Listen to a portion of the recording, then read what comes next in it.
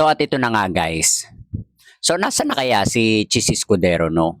Yung dating ang ingay pagdating sa impeachment, tapos bigla na lang nawala at natameme pagdating dun sa 142 billion insertion.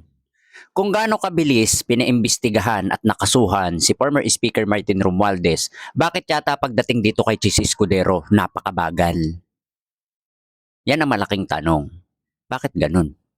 Napaila ng kaso si former Speaker Martin Romualdez at dahil nga kulang at walang ebidensya o walang mga dokumento, kaagad na nabasura ito at mismong si Senator Ping Lacson ang may sabi na walang ebidensya na nag-uugnay kay former Speaker Martin Romualdez. Bakit dito kay Chis Escudero, kahit investigasyon, wala? Parang napaka-unfair. Kung talagang gusto nyo na masolusyonan ang kinakaharap ng Pilipinas na talamak na korupsyon, dapat lahat ng boses pinapakinggan. At dapat lahat ng reklamo, dapat pinagugugulan ng pansin. Pero bakit nakatuon kayo kay former Speaker Martin Romualdez kahit wala naman kayong mahanap na ebidensya? Pero bakit kay Chis Escudero parang napakabagal? Walang investigasyon kahit may mga dokumento, may testigo. May testimonya na mismong nanggaling doon sa mga engineer na may kickback. Bakit ganon?